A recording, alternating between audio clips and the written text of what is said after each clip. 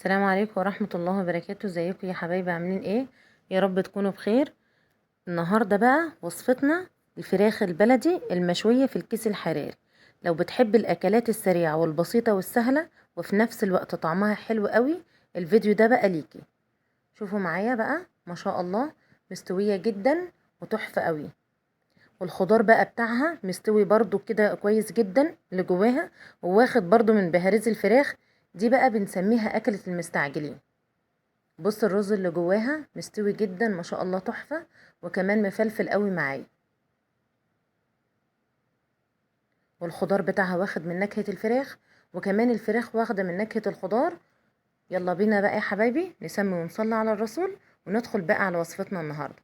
معايا طاسة على النار سخنة وفيها معلقة سمنة ومعلقة زيت. بقطع بقى الكبد والقوانص. بنزل الأول بالقوانص معايا، يدوب تاخد معايا تقلبتين، انزل بالكبد معايا اقلبهم. وبعد كده بقى معايا بصلة مفرومة كويس في الكبة، انزل بيها بقى على الكبد والقوانص واقلبها شوية. وبعد كده بقى انزل بالبهارات بتاعتي. معايا رشة من السبع بهارات، ومعايا فلفل اسمر، ومعايا رشة من الكمون، ونص معلقة ملح ابيض او حسب الكمية اللي انت بتعمليها. بقلبها بقى كويس كده. وبنزل معايا بكوباية من الرز المغسول المنقوع. انا غاسلة الرز ده ونقعاه. بقلبه كويس قوي قوي قوي. هنا بقى التتبيلة بتاعت الفراخ. معايا حبيتين من الطماطم ضربهم في الكبة، ومعايا برضو بصلة، ومعايا برضو معلقة صغيرة سكر، ومعايا رشة من الحبهان المطحون، ومعايا نص معلقة من السبع بهارات وفلفل اسمر، ومعايا معلقة ملح ابيض. كل المكونات دي بقلبها مع بعضها، وبرجع تاني اضربها في الكبة عشان تبقى ناعمة معايا قوي. دي التتبيلة بقى اللي هتبل بها الفرخة نفسها. يبقى البصل والطماطم والبهارات كلهم ضربتهم في الكبة لحد ما انتوا شفتهم ناعمين قوي كده معايا. معايا هنا بقى الفرخة دي مغسولة كويس قوي ومنقوعة زي ما قلت لكم. بنغسلها وبننقعها بالملح والسكر والخل والليمون. تمام. وورق لورا وحبهان ده محلول النقع بتاعها. بننقعها كويس قوي، نغسلها كويس قوي، وبعد كده ننشفها بمناديل المطبخ معايا. وبعد كده بقى هنبدأ نتبلها. هنا انا بقى يعني بحاول اشيل الجلد عن اللحم عشان برضو ادخل التتبيله جواه.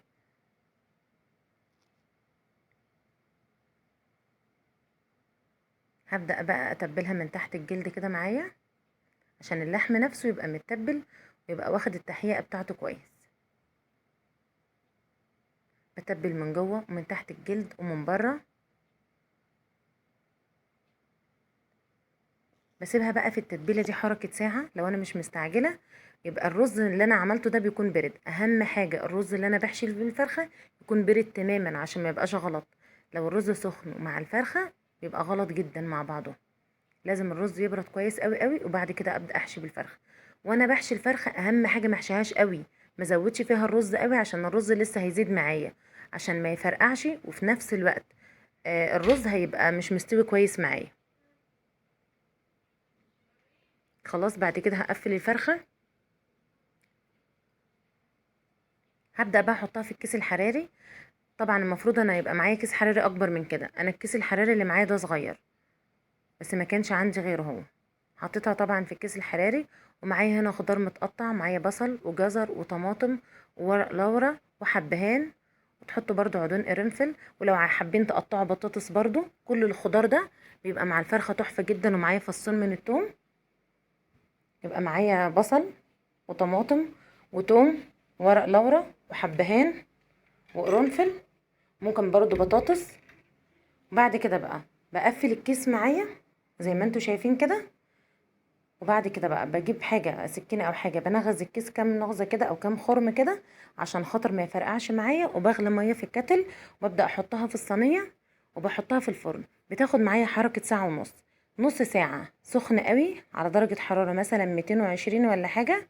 وبعد كده ببدأ ارفعها فوق وبسيبها بقى براحتها كمان ساعة. بصوا وهي في قلب الكيس ما شاء الله مدية لونه تحفة. لونت وهي في قلب الكيس. كده خلاص خدت معايا ساعة ونص في الفرن زي ما قلت لكم. مرة بحطها نص ساعة تحت في الفرن وبعد كده فوق على الشبكة.